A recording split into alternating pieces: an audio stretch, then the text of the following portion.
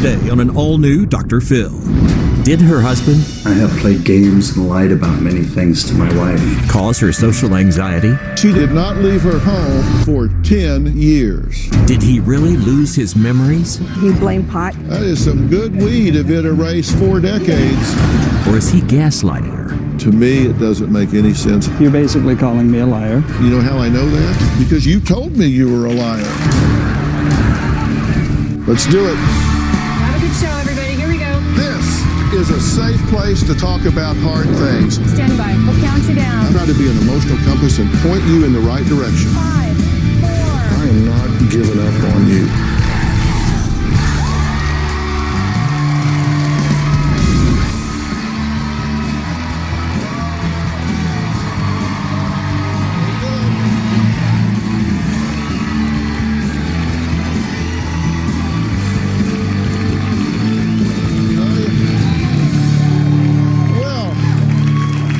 A new term for you. It's called gaslighting.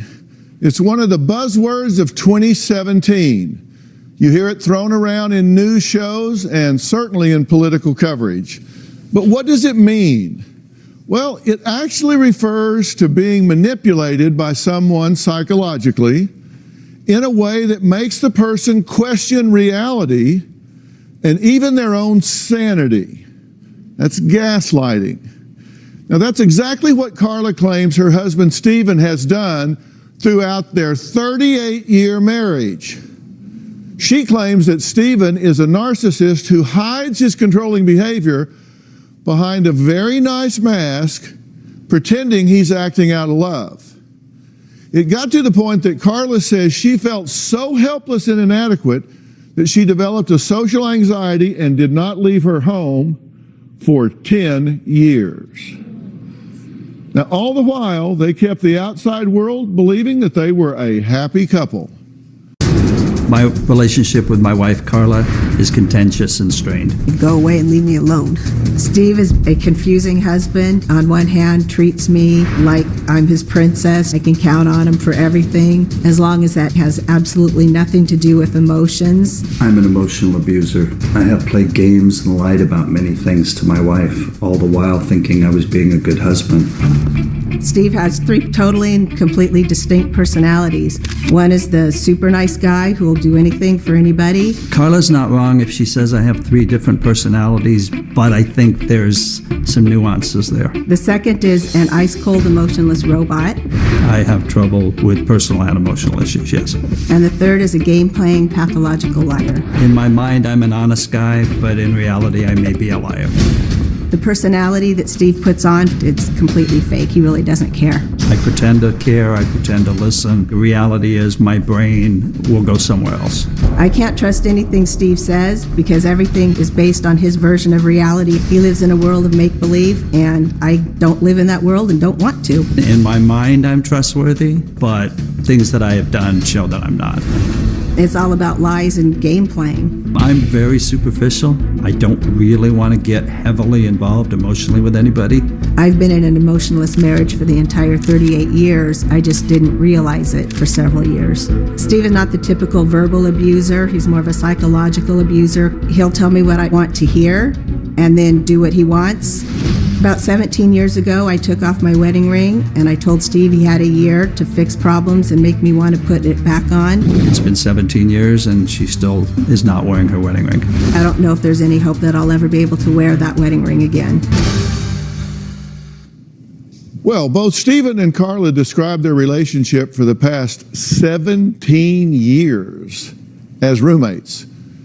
They just coexist. To say there is a lack of intimacy, well, that would be a huge understatement. We've been sleeping in different rooms for 3 years. Carla sleeps in the master, I sleep on the couch. Steve always felt that he had poor performance in bed, and that made him afraid of women. There is no romance, there's no foreplay. We've never had trust, so reality is we've never really been intimate. In the past 2 years, he told me that he was gay. That put him in a really good mood for about a week. We talked about me maybe being with a guy. For some reason, it made me happy. About a week later, he took it back. The idea of being with a man was gross. He could never do that. In my mind, I'd never remembered being with a guy. It was just part of a conversation. I have absolutely no idea if he's gay, straight, or asexual. I believe I'm asexual. I can do without if I have to. About 10 or 15 years ago, Steve and I made an agreement to live as just roommates, but he didn't honor that agreement. Steve would still initiate sex knowing that I could not say no. Then he would roll over and go to sleep while I suffered the consequences. Quite often, I would go sit in the closet and cry, and his answer to that was to send me to a sex therapist. I didn't acknowledge it as rape until after I went to a therapist, and it took her several years to convince me that that's what it was. It was also confusing to me because Steve wasn't interested in sex, so why would he rape somebody if it must have been something I did that sent the wrong signal? It wasn't until years later that his own therapist told him that it was rape and that I could actually press charges against him before he would accept that that's what it was. Okay, you said you took your wedding ring off 17 years ago and said, okay, buddy, you got a year Right. to make me want to put this back on. What happened in the next 16 years? You haven't put it back on. You said you don't think you ever will. So why have you let 16 years go by? I don't feel like I can handle life on my own. I need a babysitter. So this is a parent-child relationship. I never thought of it that way, but yes, I think you're right. So you're living with daddy. Ouch. Yeah, probably. See, in a way, it's the same. I count on Carla a lot. Carla's my rock, or the person I trust the most in life. So you could also say it's the other way around. You're living with mommy. I'm living with mommy, I guess. I hadn't thought of it that way at all. But you trust me. I don't trust you. That's true. Should she trust you? No, I don't think. Well, I think of myself, and I think it said it in this, I think of myself as an honest person. I think that I try to do the best by her and by people, but I also tend to sabotage things and tend to cause a lot of issues that shouldn't be caused. They should be easy to resolve. Okay, well, I just want to take that statement right there and talk about that a little bit. You said, I think I try to do the best by people. I try to sabotage things. Those are incongruent statements. Correct. I know they are. And that's exactly what you say, you admit that you've done with her for 38 years. Correct.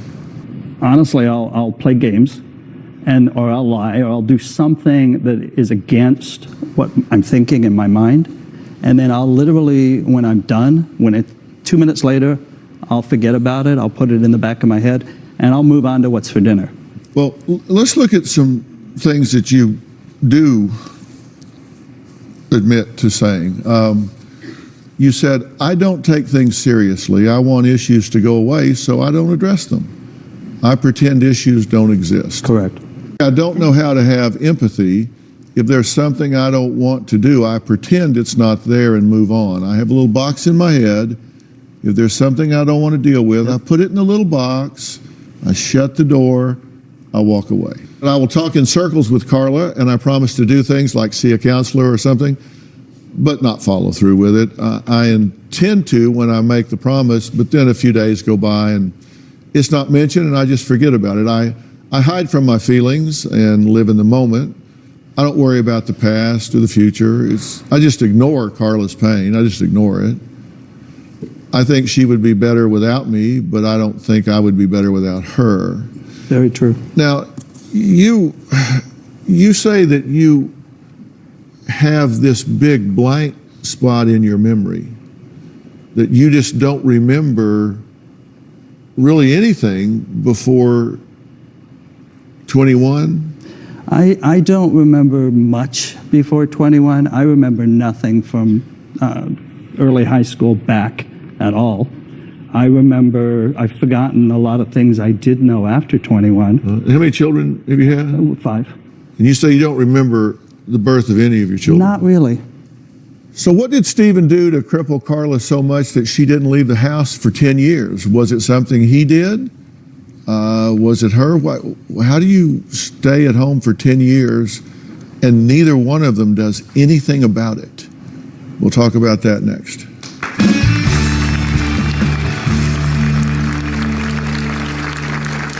My therapist diagnosed me with PTSD, social phobia, and general anxiety. She said it was due to being married to Steve. I ignored it. I just pretended it was normal. I've been crippled by Steve. He's got me convinced that I can't do anything without him. And later, how old were you when you got married to her? 21. So how do you know you didn't marry her for her money? Because you can't remember anything. Up until a short time ago, I completely believed that Steve had actually wiped out all of his memories. I don't remember much of high school or who I hung out with or what I did. I grew up in Orange County and I can't tell you what house it was. Now I'm not quite as convinced that his memory loss is as real as he thinks it is. I can't tell you the joy of my kids being born because I really just don't remember them. Steve and I have been seeing the same doctor for over 20 years. I asked him about Steve's memory loss. The doctor looked at me and said that that kind of memory loss does not exist in Steve's line. You work, right? I do work. And you have a job that requires cognitive Very much. abilities and agilities, and you're able to do that? I am. Yeah. I am. How long have you worked there? Doesn't make sense either. For 38 years. Are you able to function and do everything you need to do there? I've trained myself I used to keep a journal. Every day I would write everything down with follow-ups. Now I keep it on the computer. But I've trained myself to give myself triggers to continually remember things. Okay, and you said that that you were told that you weren't his first choice as a wife, Right. that he wanted to marry somebody else, but In the military overseas. that it fell through. That it was determined that she wanted to just get a green card and come to this country, and so it was stopped. But you don't remember anything about that. Not even remotely. You don't remember being involved with some woman and talking about getting married. And so how did your sister know about it? I honestly have no clue. Well, when we were talking to you in your interview, we asked you a lot of questions, right? You did. And one of the things you said, we were asking you about that, about this woman. And here's what he said. He said, if I would have told Carla about it in the beginning, it wouldn't have been an issue. But I played games with her, so it became an issue. Correct. So you did remember it. Well, I know we've talked about it, and I know what I told Carla is she doesn't need to know. He did remember at the time we originally found out, and he convinced me to drop it for several years. And then several years later, when I brought it up again, it is when it was gone. And the honest thing is, I don't know what I remembered back then, because it was 38, 40 years ago. I don't remember what I knew. Now, I you I bought don't that. remember. He told me That's that... as handy as a pocket on a shirt. Yeah. I just don't remember. I did not... I just don't remember Oh, going years with her. later. Well, I never told her back then that I didn't remember. I At basically first. told her it was none of her business, which is worse. When I first found out, it was none of my business, and normal wives wouldn't care about a girl that their husband almost married before her, and I needed to be normal. Which I know is not right. No. Obviously, it's not right. No, But no. I So don't know. you said I lived in Anaheim and when I was in junior high, but I can't pick out the house I lived in. I lived in Orange County in high school. I tried to go back to the school to see if it would bring back memories, but it doesn't help. I just don't remember much of that at all. My high school is now a shopping center. Yeah. My junior high school is now, what was it? Condos. I tried, I thought maybe going back and walking around places to help bring back memories would help, but everything's changed. There's nothing there anymore. Does this seem reasonable to you? I mean, does this seem like a reasonable level of functioning? No? No, I'm asking her. I believed it for so long. Really? You think that's reasonable? So the police pull a guy over and he says, I just don't remember if I robbed the bank. I would tell you, officer, if I did. I just don't remember if I robbed the bank. Well, when we first got married, he blamed pot because he was stoned 24/7, and That's some good weed. he was in Thailand, you know. That is some good weed if it erased 4 decades. It would serve him much better to start spitting out the memories. So he's doing what's not in his best interest to not tell me if he actually does remember, which is possible. Really? So he gives you a modified mea culpa, and you say, well, okay,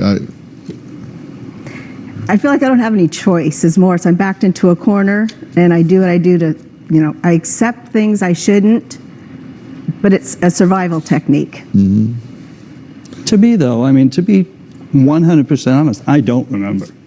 And, it may not make sense, it may not fit the guidelines, but to be I don't. 100% honest, as opposed to what you've been telling me prior to now?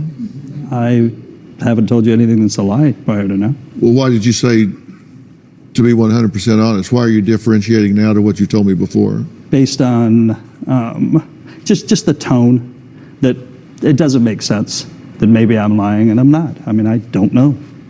But you want to work on this with her now? I do, very much so. And is there a newfound energy here? Well, he's here, and he sure as heck wouldn't have been a year ago. Could Carla's recent inheritance play a role? Or maybe he forgot about that. We'll talk about that next.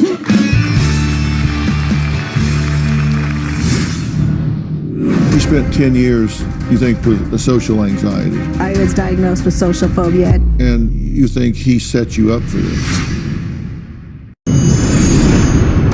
Carla got some money when her parents passed away. A family member had told Carla that the reason I married her was for her money. I made sure that when I got the inheritance, I completely protected it and went to an estate planning attorney. In the back of Carla's mind, she may think I married her for inheritance. But that is not true. Steve keeps asking to borrow money from my trust, and he'll write IOUs. He's probably got about $120,000 worth. I know he has no intention of ever paying them because he thinks I'll never actually leave. How old were you when you got married to her? 20? 21. So how do you know you didn't marry her for her money? Because you can't remember anything.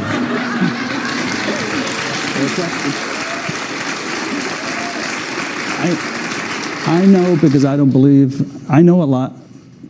I don't believe that's me. I don't believe I would have married Carla because of money in any way, shape, or form. What do you remember about this picture? Not a lot. I've seen it many times.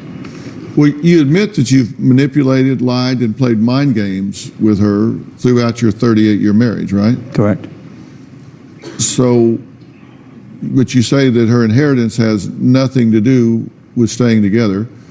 And I will say this, if you married her for her money, you are very committed to pulling off a con because you've hung in there for 38 years. That's very atypical behavior. Her money has nothing to do with why I'm here. So you say he's borrowed $120,000?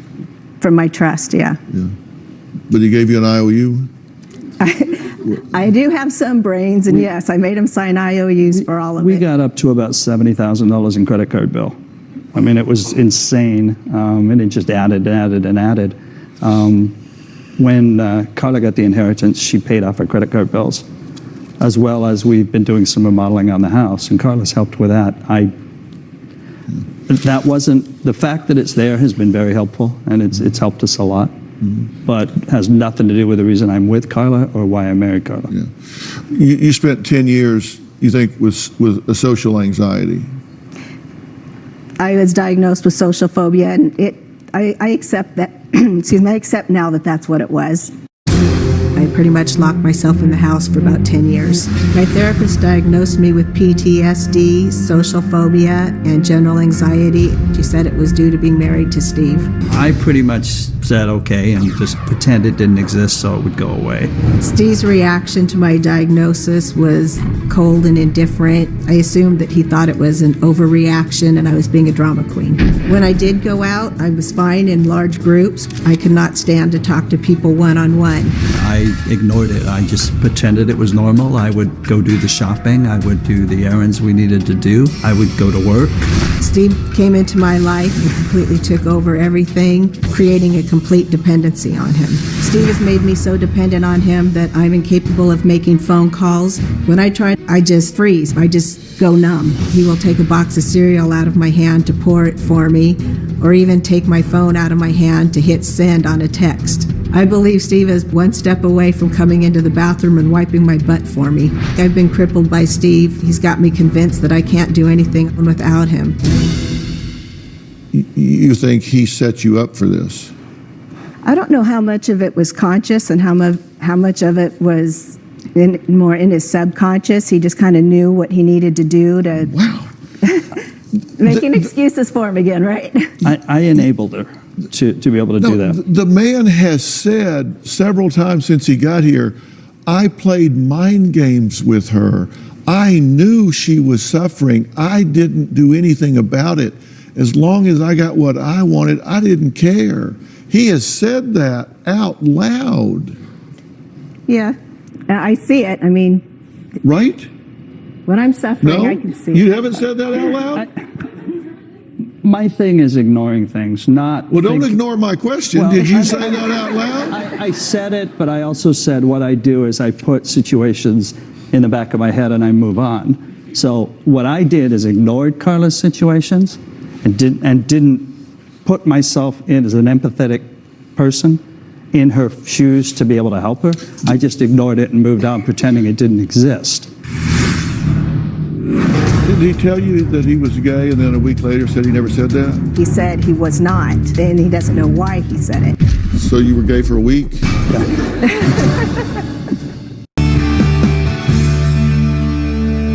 You have admitted that you played mind games with her and gave her double messages. I did. Right. Yes.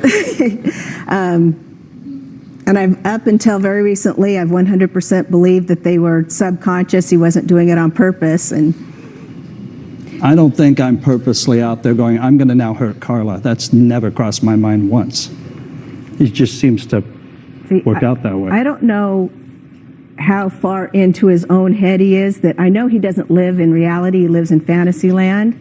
So I guess I'm telling myself now that he's just 100% in fantasy land. He believes his own stuff. Well, you don't have to buy a ticket on that bus. Seriously, if you think that's true... I don't know what to think. That's the problem. If you think that's true, you don't have to go there. He's saying, I don't remember anything. I don't know if I did that on purpose or not on purpose. I don't know. I went through and I made a list of things he said. These are his admissions. Yeah. I made a list because I've dealt with this type of individual before, and they can get passive aggressive and they really kind of obfuscate. They throw out a lot of vague and they talk in circles. 5 years ago, I stopped allowing it, and I call him out on everything. So we didn't used to fight. It used to just be, I accepted everything and made excuses. Now, every lie and game I catch, I call him out on. And that's when life got hard for both of us instead of just me. He said, I play mind games, gaslights, pretends issues don't exist. Right. Like a 10-year emotionally crippled wife. Right. Has trouble with emotional and personal issues, just don't deal with them. Says doesn't have empathy, talks in circles, not as interested as Carla in resolving these memories problems. Thinks narcissist is an accurate label, ignores your pain. Everything you're reading is what I've told him. Mm-hmm. Those are my words, not his. He may have said them to you, but I said them to him. when had sex, knew that you didn't want to, not the least bit bothered with the lack of intimacy, talked you into the last 2 kids so you couldn't leave. Now, that I didn't know until very recently. Yeah. And how old are those children? 19 and 27. So you remembered your motive. I think that was my motive. Said the story about marrying someone else is not true, can't remember, but admits knew it at the time. Yeah, he knew at the time. Well, she's There's- told me I knew at the time, but He's told me since he lost his memory on it that maybe it was something he told his parents so that his dad would think he was more of a man or something. You said that he hung the laundry upside down and then went back and reversed it so you would think you were hallucinating. Not quite like that. I asked him to take the laundry out when he was mad at me, and he just hung them backwards so that I had to come back later and redo them all. I get punished when he's mad. Did he tell you that he was gay and then a week later said he never said that? No, he didn't say he never said that. He said he was not, and he doesn't know why he said it. So you were gay for a week? yeah. or maybe the idea made me happy. I don't really know. He said that it came from a conversation we were having. He said that it made him happy because he thought maybe that explained some other things from his past, not remembering his past and the way he dressed and a few things he did remember. He thought maybe it explained it, so he was happy that he had an explanation now. But then decided it wasn't true after all. Well, with red flags going off in Carla's marriage, why didn't she ever leave? We'll be right back.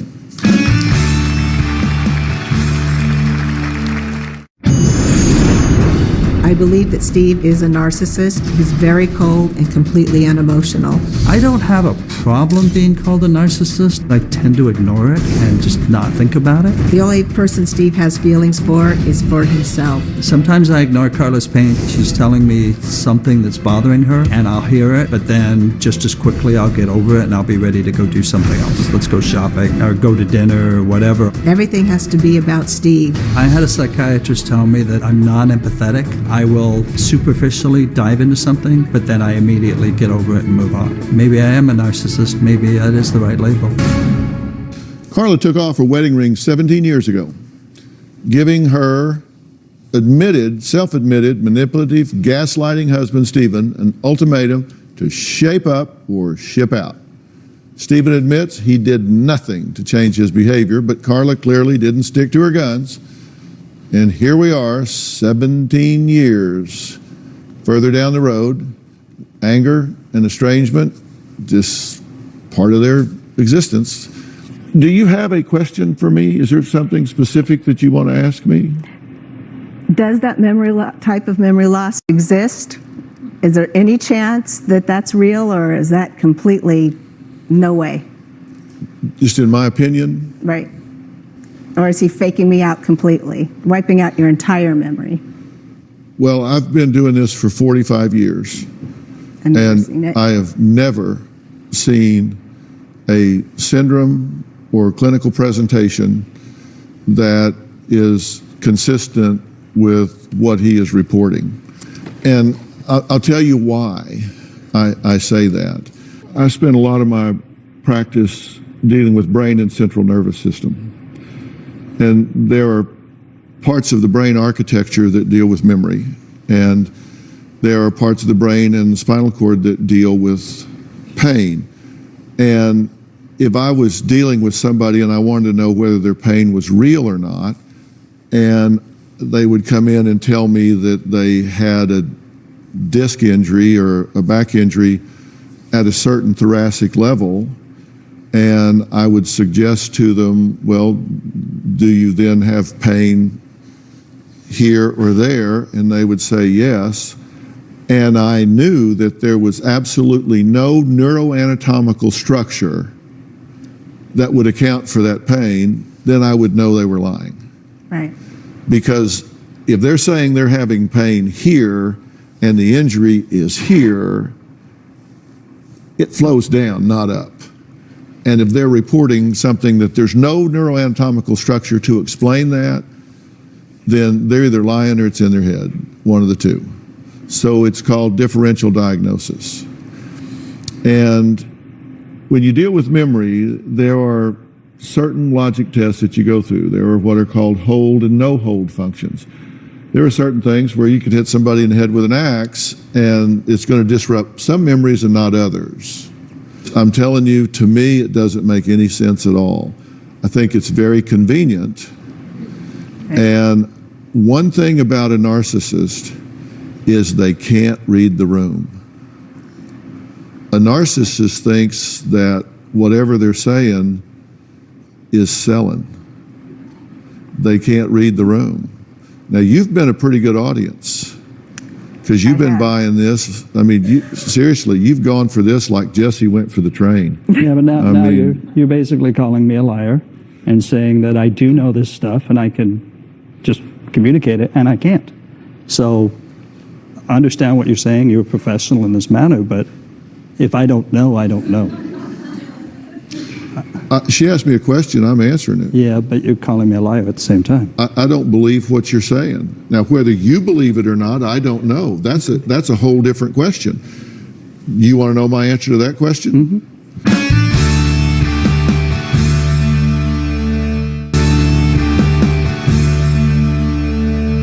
I don't believe what you're saying. Now, whether you believe it or not, I don't know. That's a whole different question. You want to know my answer to that question? Mm-hmm. I think there's a fair portion of this you might believe. I think you may have deluded yourself to the point that you do believe some of this. I think you lie when it's convenient, and you know how I know that? Because you told me you did. Right. You told me you were a liar. But not about the memory issue. You can get self-righteous and sanctimonious about me saying you're a liar. You told me you were. I'm not being sanctimonious. I'm just saying you're telling me that the things I don't remember, I'm making this up, and I'm not. Memory requires emotional energy. If you don't invest in something, if you're not involved in something, then you won't have a memory of something that you really weren't present for. It's auto-exacerbating disease. I mean, it's like you don't invest in much, so you don't get much reward. So you don't invest in much, so you don't get much reward. And the less reward you get, the less you invest in. The less you invest in, the less reward you get. And it just becomes where you're just cold and walk through it. That's what you need to ask yourself, is not do I remember or do I not remember, but why is it that I don't have emotional energy about events in my life? I'm willing to arrange for you to go on a retreat. I'm going to arrange to send both of you, if you would like to go, it's up to you, to On-Site. Now, On-Site is a wonderful therapeutic environment. It's in the hills of Tennessee, and they deal specifically with intensive workshops for people that have been through emotional trauma and deal with mental health issues. So you have some answers. I'm going to arrange for you to have a brain scan and a brain map to find out neurologically Thank you. what's going on, so you can rule that out. Okay. And when you come out of there, you will have some clarity about what you want to do or not do. It's exactly what we need. Yeah, All right? I agree. Done deal? Done deal. Thank you, Done sir. deal? Okay. A special thanks to Miles Adcock and On-Site for helping this couple. A high school senior is so frantic about applying to college, practicing for baseball, and worrying about his stressed out mom that he could be jeopardizing his health. As busy parents, we can easily forget our children get stressed too. We'll talk about that next. Stress of applying for college, playing center field on his high school baseball team, and worrying about his mom and grandma are taking a toll on him. Take a look.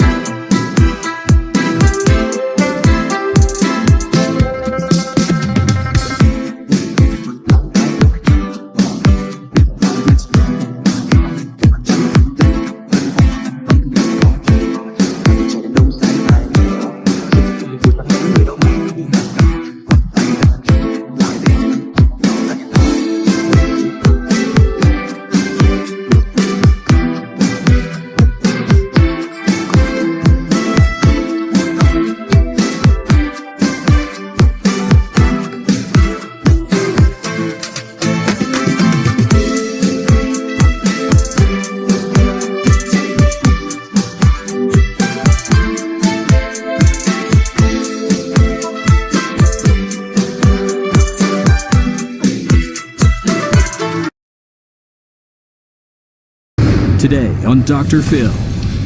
Winning the lottery changed our lives for the worst. You thought we won the lottery, and you're saying he saw it as he won the lottery. I think that's why she's with me. She has money signs in her eyes. You make me sound like this evil person that's like, give me your money. Are you kidding me? I have such hate for him. I do not like her treated like you treat her. I'm married to Jody, not to you. They say money can't buy happiness. Do you think this marriage is over? You won't believe You violated her makeup and lip gloss. how nasty this gets. I went to put it on and I'm like, oh my God. Let's do it. Have a good show, everybody. Here we go. This is a safe place to talk about hard things. Stand by. We'll count you I down. try to be an emotional compass and point you in the right direction. 5, 4. I am not giving up on you.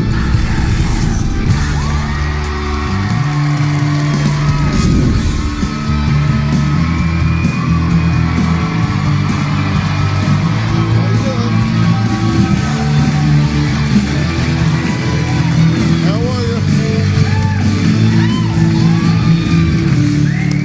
Wow, it is a dream that everybody talks about. Winning the lottery, right? You've all thought about this. Well, statistics show you actually have a better chance of getting struck by lightning, being crushed by a vending machine, or hitting a hole-in-one on 2 consecutive par 3 holes. Why?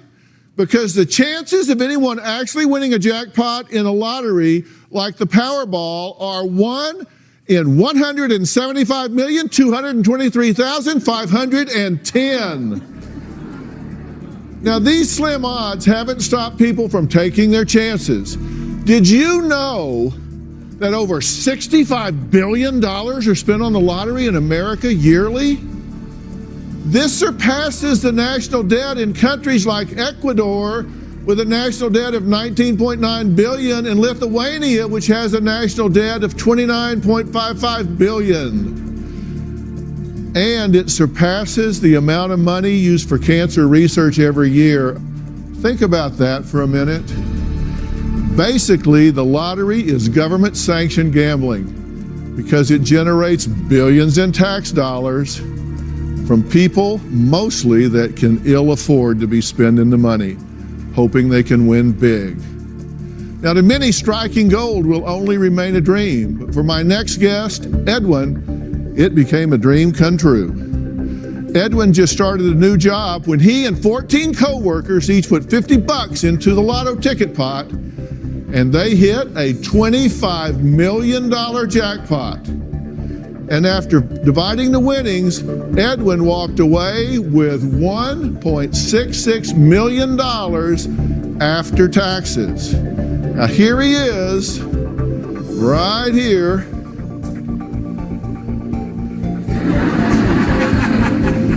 With his co-workers. But his wife, Jody, says ever since Edwin won the lottery, he's acted like it was his win and his money. And he even made a concerted effort to hide some of his winnings from her. She says their marriage has gone downhill fast and divorce has been threatened numerous times. Take a look. Winning the lottery changed our lives for the worst. Things just started showing up. A hauling trailer, the quad snowmobile, a sandrail, holiday trailer. This was purchased at the same time the holiday trailer was. I think he paid about $68,000. He thought it was his money and no one was going to tell him what to do with it. I just wanted to be part of the decisions that he was making. The only thing that I really requested is that we purchase a home. He transferred $500,000 into my account. From that point on, he stopped paying for anything. All bills became my responsibility. When we went to the bank, out of the $500,000, there was around $80,000 spent. He got really upset and livid at that point, and he said, "Where did all the money go?" He was so furious. He became so paranoid. He would say, you're not entitled to anything. Like, it was my money, my win. Edwin's made tons of threats to divorce. During one fight, he said, "What do you think you're worth?" I thought it was 50-50, and he laughed, and he said, "Well, there's only 15,000 left. There should have been 700,000 left in the account," and he said he just gave it away. He was tired of having it. I found out he paid for his brother's house. I couldn't believe he would just hand over $500,000 and put it under somebody else's name. I absolutely think he got rid of the money so I wouldn't have any access to it. Okay, now, first off, winning the lottery, this was something you were excited about, right? Oh, completely excited, of course. Yes. Because this was like $1.666 million is a lot of money to y'all. Oh, it was huge, yeah. Because you guys are a working family, and so having that much money together at one time, game changer. Oh, it was mind-blowing. And how did you find out about it?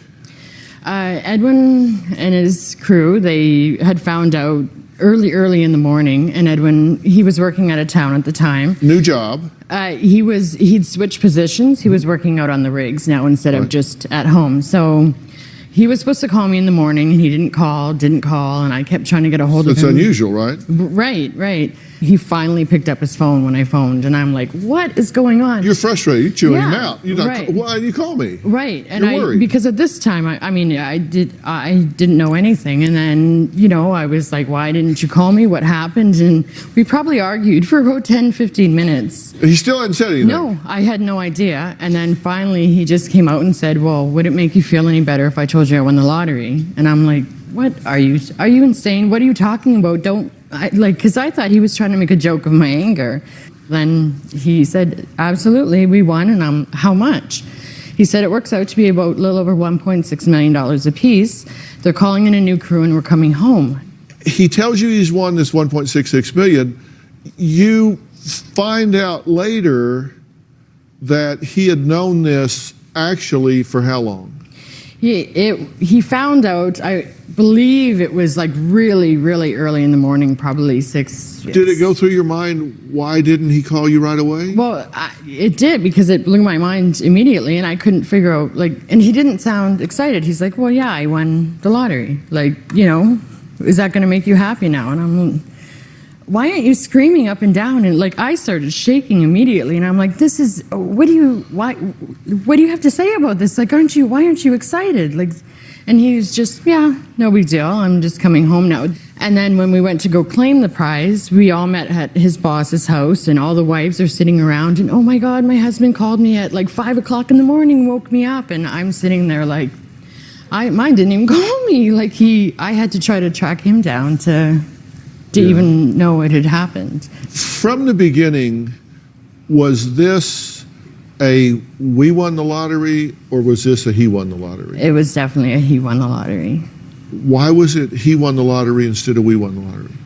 I wish you could answer that for me. I don't know. It was just he had won it, and it was his money, and Edwin says he and Jody had marriage problems long before he won the lottery. He says their biggest issue now is his wife has dollar signs dancing in her head. Wow. That's the deal. Let's hear his point of view. When I won the lottery, she was more excited than me.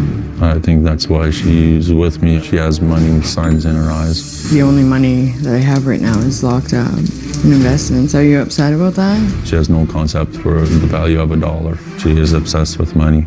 I gave her $500,000 to buy the house. There was so much money gone. She couldn't, till this day, explain it to me where it went. I can pinpoint where my lottery winnings went. When I won the lottery, I thought it belonged all to me. I thought I could spend it how I want without asking for permission. Jody and I had issues before I won the lottery. When we first started dating, I did get in trouble with drinking and driving. I had no freedom.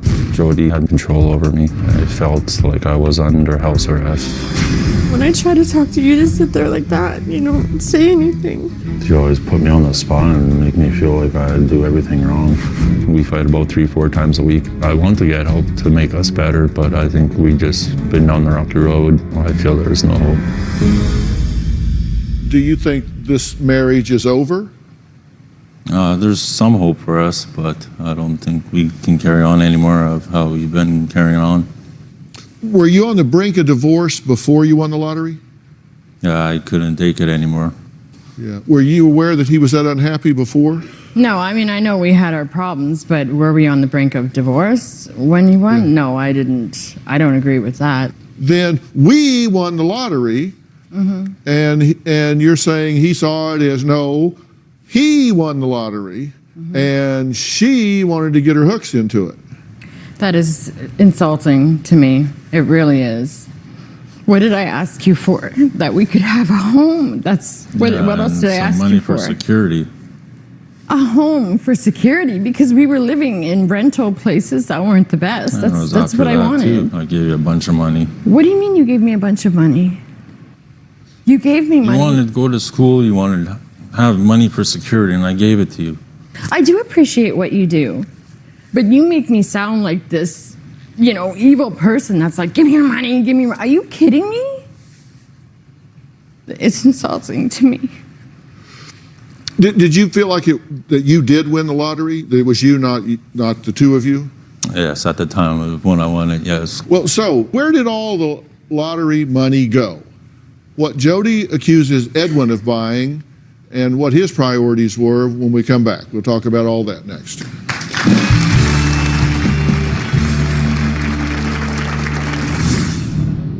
You bought your brother that house for $500,000? I gave it to him to help him out, get him on his feet. Let's be honest, we all knew it was to hide assets.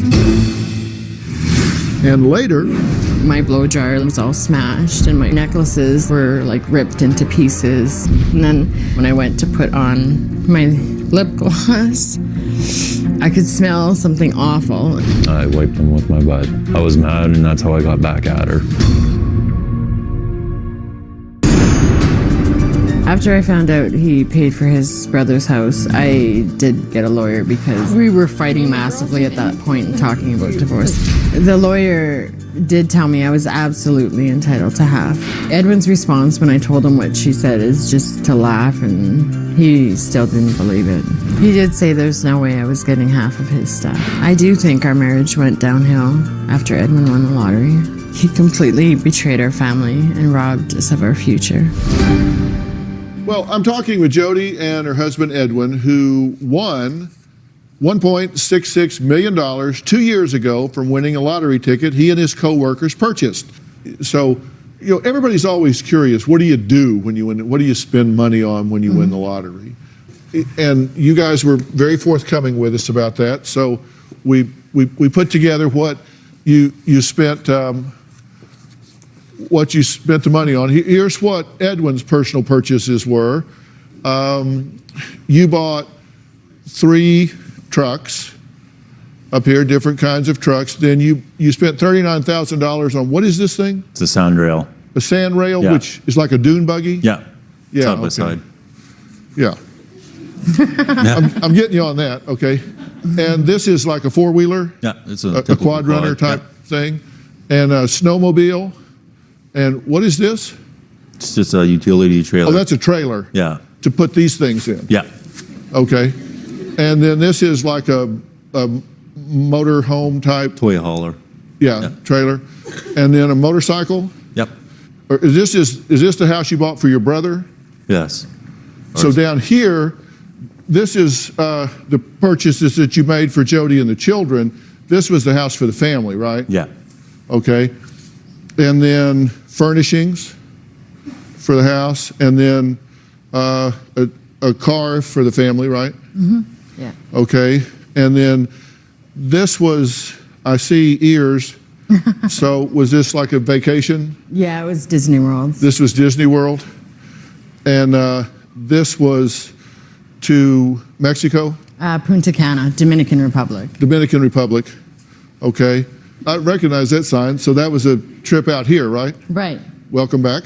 Thank you. Then he bought you rings to go with your wedding ring. Right. And then, what is this? Looks like a haircut, but I definitely didn't spend $2,000 on a haircut, so I don't. Beauty school. Oh, okay. these personal purchases here were $755,000, and here $605,000, for a grand total of $1,360,000. So when you add it all up, that's where 1.3 of it went. So that's like 300,000 left over. But there's, that seemed like a lot of money gone, but there's some assets in there, like two houses and new cars and things like that. Yeah. So that leaves 300,000 roughly left just cash, but you say there's just 50,000 left in the account, so you're saying, well, there's $250,000 missing, right? The question is, where'd that money go? Is there just 50,000 left in the account? I mean, is $250,000 missing? Right. You thought divorce was imminent, right? Yeah. Did you Very start much so. kind of moving money around? No, I just helped my brothers out because they were both struggling. You bought your brother that house for $500,000? I gave it to him to help him out, get him on his feet. And you thought, what's that all about, right? Well, I had no idea it happened till months later. Right. Right. And did you object to that? Oh, yeah. Of course I did. Well, because, I mean, I think it was the way it was done. I mean, let's be honest, we all knew it was to hide assets. Yeah. Was it to hide assets? More or less. Yeah. Yeah. Well, that's a different answer than you gave me like 30 seconds ago, because I said you started moving money around because you thought divorce was imminent. Yeah, well, I thought that way before, but it sounds like I was hiding money, but in reality, I was helping my brother out, and he was going to pay me back a little bit, or if we work things out, I can get the house back in our name, and there'd be no doubt about doing it that way. I knew something was going on. He finally gave me his Facebook password. I was sick to my stomach. A whole string of messages come up, and I was reading them and just getting more and more disgusted. I was getting Brooke ready for her dance competition. Edwin's cell phone rang, and so I answered it. And then when I said hello, I could hear somebody there, but then they just hung up. I don't know why, but right away my stomach just dropped. I knew something was going on. I did call the number right back, and it was a woman on the phone. I just said, you were calling my husband's phone, and then she just right away got really defensive. Oh, no, nothing's going on, nothing's going on. I went out once with a girl I knew since grade 5. When we went out for coffee, we were just friends. Nothing happened. After arguing for a little while, he finally gave me his Facebook password. I was sick to my stomach. A whole string of messages come up, and I was reading them and just getting more and more disgusted. They were just like, sweetie, honey, I miss you. I didn't tell Jody because I knew it would blow up into an argument. I said, well, I don't want you talking to her anymore. Okay, this bothered you a lot? Oh, yes. Did he cross the line here? Absolutely, I believe he did. Do you think you did? No, I don't. It was a girl I went to school since grade 5. I haven't seen in a long time. She ran into me on Facebook. We were playing a harmless game, Angry Birds, whatever. Jody provided us some of Edwin's Facebook messages between Edwin and the friend. And here are some of the excerpts. March 29th, 2011, 9:31 p.m. Edwin, oh, they're nice though. Just wait till you get used to it. Then you'll love it more than me. What cheat did you use? The friend, shaker. Edwin, well, I can shake it better. Smile. 10 minutes later, Edwin, oh, just give it some time. It is just getting to know you. Then you will be paying more attention to it than me. Edwin, come on, sweetie. You have to give me time to catch up to you. Then I'm supposed to be on top, remember? 18 minutes later, Edwin, well, sunshine, I'm going to hit the hay. Holy long day, hey? Edwin, but you have a good night. Friend, you too, hon. Miss you. Heart. Miss you too. What is with the heart? Smile. Besides that, it means love. Friend, ha ha. Yeah, it means love. Laugh out loud. Smile. hearts, love, love, love, laugh out loud. Edwin, okay, silly, I would give it back, but I don't know, so I will just stick with the smile. So, heart symbol. Take care, sweet dreams. So it just kind of goes on like that. As bad as that conversation sounded, it's not what everybody thinks. We were talking about that game we were playing. I think she wasn't so worried about how you got to the next level as she was the hun and the sweetie and heart, and all of that, which I'm pretty sure wasn't Angry Birds specific. It's more like Angry Wife game. That's what you objected to, right? Right. And it was the fact that, I mean, he did go meet her for coffee a couple times. I just met her once, and that was it. Just went for See, coffee. my thing is, if you weren't doing anything wrong, then why would you call me and say you were working late? Because if I actually said I'm gonna go for a coffee with this girl I haven't seen since high school, That didn't send up any red flags that maybe it was over the line. That's why you had to. Because if I went your way, it would have hit the fan anyway. So. And when you're how would you feel if you read stuff like I was talking to somebody like that? I feel bad, but I wouldn't think that you're trying to hook up with them. The Dr. Phil definition of cheating, if you wouldn't do it with her standing there. I have once with her friend, yeah, true, but Then if you wouldn't do it with her standing there, then that's flirting or cheating or crossing the line. If you wouldn't do it with her, if you wouldn't have typed that stuff to her and done those hearts and stuff with her sitting right there next to you, then it's probably not the best idea to do it, right? Sure, yeah. And you wouldn't have done that if she'd been sitting there, would you? No. Let's take a break. Coming up, Jody's mom, Linda, is here and says Edwin's lottery win has turned him into a jerk. Well, he's not so fond of her at this point either. We'll talk about all that when we come back.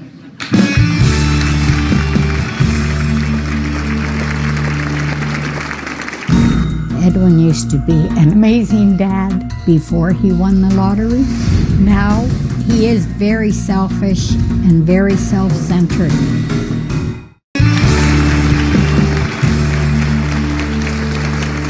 Well, I'm sitting here with a couple of millionaires because Edwin became a millionaire overnight when he won a work pool lottery 2 years ago. His wife Jody says a lot of their marriage problems stem from that big win. But she isn't the only one who says the money changed things. Jody's mom, Linda, says winning the lottery turned Edwin from being the sweetest guy to a downright jerk.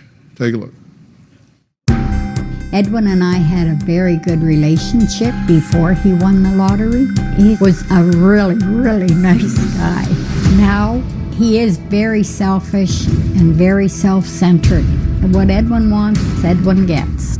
Edwin used to be an amazing dad. Now he just kind of completely ignores both the girls. He does pay a lot of attention to his daughter, but not to the twins. It is very painful now, the way things are. Well, Linda and Edwin haven't spoken to each other in almost 3 weeks. Now, the last time they spoke was before a big fight that erupted in the Dominican Republic while on a family vacation. Take a look. About 2 weeks ago, we all went on a vacation in the Dominican. Edwin was drunker than a skunk. At 1 o'clock in the morning, I had a knock on the door, and he was just in his underwear. Security brought me back to the room because I was lost after going for a swim in the ocean. I was really frustrated and angry and just exploded, and I tried to push him out of the room. Then he became really angry and started yelling, "You're going to hit me, you're going to abuse me," and then he started like slapping himself really hard. So I went into their room, I hollered at Edwin, and I grabbed him, and I pushed him onto the bed. Security then came upstairs, and I had went into the other room. That night I could hear a whole bunch of banging. So when I went into the room the next morning, my blow jar was all smashed and my flat iron was broken. My necklaces were like ripped into pieces, and I picked up my makeup brush. It was all like stuck together, and I'm like, what the heck is this? Pieces of like poop. And then when I went to put on my lip gloss, I could smell something awful, and I looked in the tube, and there was like poop like around the tube that I just spread all over my mouth. I wiped them with my butt, just popped in my head. I was mad, and that's how I got back at her. Edwin and I have not even seen each other since the vacation. Right now, I have such hate for him. I won't talk to him. You don't even have the nerve to look at me. No, I have. Don't. Oh. Yes, Dr. Phil. Tell me again about these makeup brushes and lip gloss. Oh, I got back, and I was so mad and drunk that I wiped her brushes with my butt and broke her stuff. As sick as it sounds, yes. Yeah. It's like, here's poop in your face, dear. The next morning, you come in and all your stuff's destroyed. Some of it, yeah. And then you go to put your makeup on. And did you actually use the lip gloss?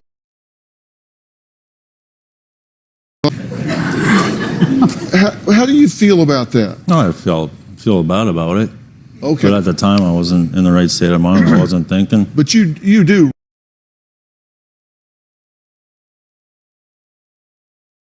recognize that's like really bad idea. Yes. I do not like her treated like you treat her. No, it's I'm not married that. to Jody, not to you. How did you get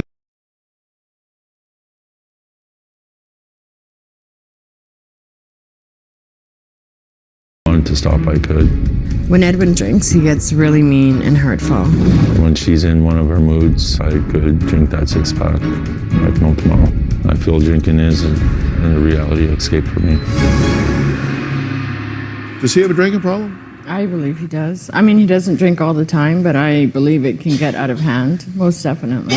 You were concerned when you went on this vacation. Yes, I because... was concerned before we went on that vacation. Edwin, I hate when you drink. I hate it. Because you get I can't even mean. have a few drinks. You think I'm an alcoholic? Because you can't have a few. Yeah, I can. Your attitude changes completely when you're drinking. You said whenever you met, you had lost your driver's license due to drinking. Yeah, I had an impaired previous before we met. 3? You had a DUI. Have you had more than one? Yes, I have. How many? No, 3 and over the past 10 years. 3? Yeah. Okay, well, your chances of getting a DUI are like 1 in 5,000. So you're, I mean, if you've gotten hit 3 times, you must be drinking and driving with a fair amount of frequency if you've been hit 3 times. You had a blow box on your car for 2 years. Yeah, in my truck.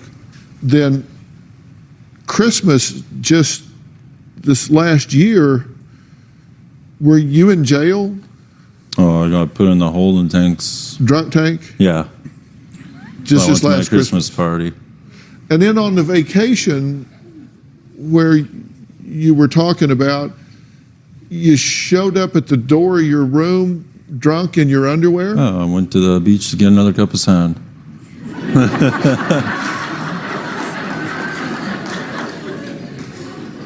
There's that sand again. Okay. Yeah. So, but you showed up at your door drunk in your underwear with another cup of sand with security, and then you were drunk enough that you tore up her hair dryer and some of her stuff, and then you violated her makeup brushes and lip gloss in a way that you got to be pretty drunk for that to make sense. Yes.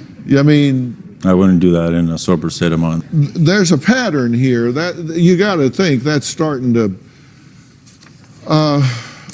and I'm just wondering, what are you so angry about? I bottle my feelings up I don't let them out. I got nobody to talk to. You 'Cause can you talk to seem- me. You don't listen to me. You seem really angry. And now you're behaving in a very chip on your shoulder, abrasive way. Yep.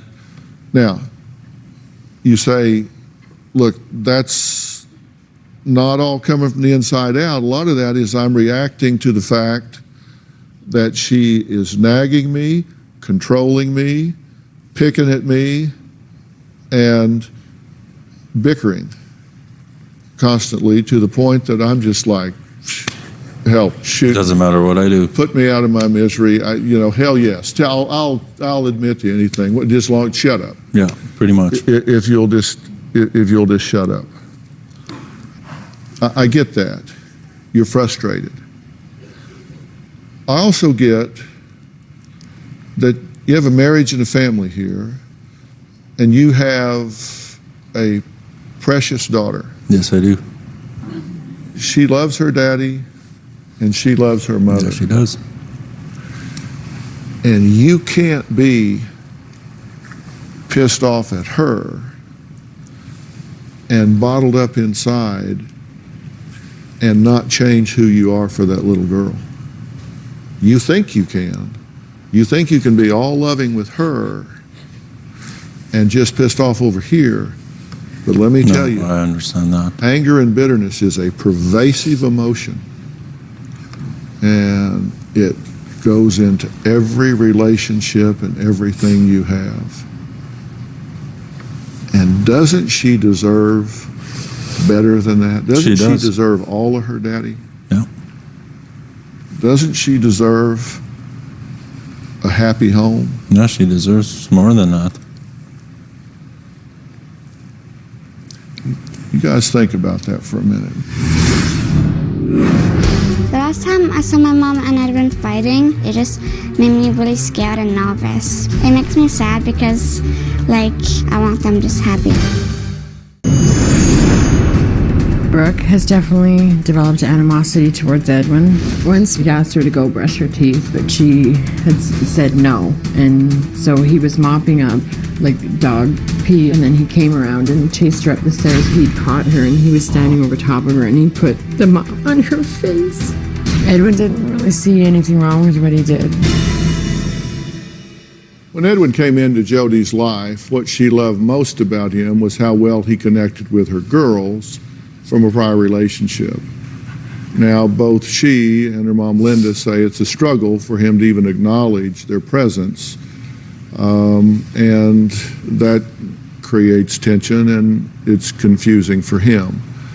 And you've said that you're kind of letting them set the tone, right? Yeah, not me, they are. It's just kind of up to them.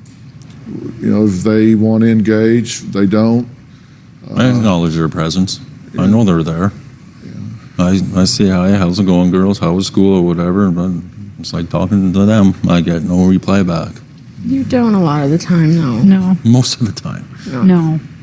I want you to imagine for me. I want you to fast forward and say, let's assume that this marriage falls apart. Let's assume that you're right, you've had all you can take, this marriage falls apart. Fast forward 6-7 years, she's remarried, and your daughter is now living in a home with her and her new husband. Yeah.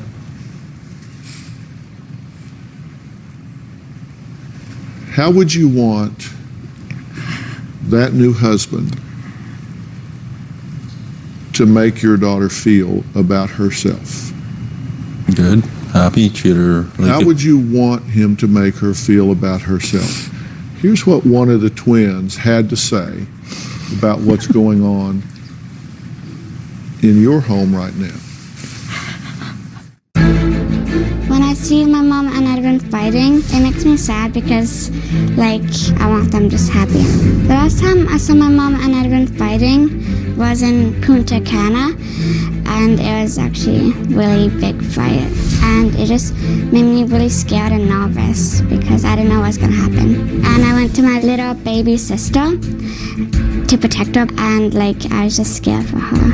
I knew he was out of his mind. At first he was hitting himself in the face, which I thought he was going to hit Mom, which I started crying. I love her. I don't want her to be sad too. Sorry? That sounds really bad. That's how it is. But I'm getting attacked here. It's both of us, and it's not only me going drinking and coming home and just yelling to scare the poor little girl. Jody and Edwin came on this show because they said they really wanted to find some peace and work this out. Can that happen? I'm going to tell you what I think when we come back.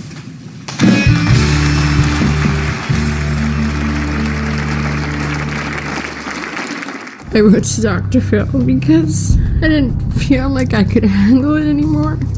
I do look at Dr. Phil as our last hope because with the girls and stuff, it can't keep going on like it's going on. I definitely want Dr. Phil to be able to get Edwin some help of some kind.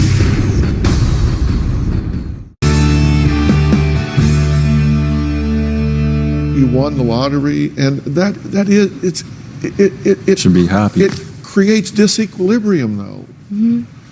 And it's that first year, that first 18 months, that creates all kinds of problems. Oh, it does. I mean, you look at people that win the lottery. There's these unlucky lottery winners.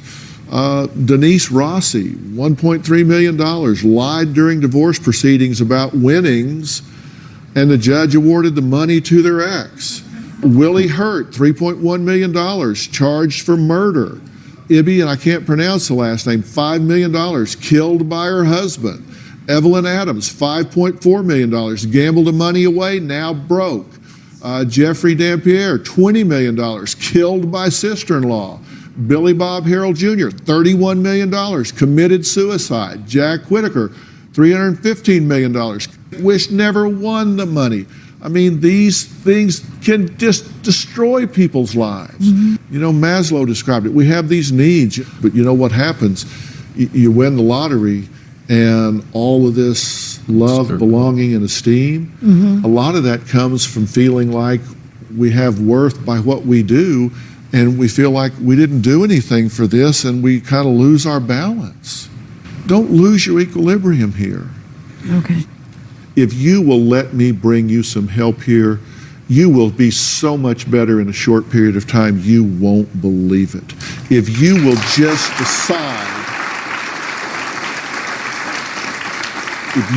decide to stop being a victim and start being a leader in this situation and lead your family where it needs to go, you will be amazed what you can create. I will get you the help to do this. Give me 90 days to work on this. You will be amazed how much better this will get. Will you do that? And I know that you work and you're away. One of the resources that we have here that Jay and I have created is Doctor on Demand. Right. I know you've heard about it, and everybody uses it for their medical needs, but we also have it for psychological counseling as well, where you don't even have to leave your house. Wow. On your smartphone or your computer, I will arrange where the two of you can sit right there, be face-to-face with a licensed therapist, family counselor, doctoral level, you can sit there in your own home, and they will work through this with you and take you guys through what you need to do. Will you do this? Yes.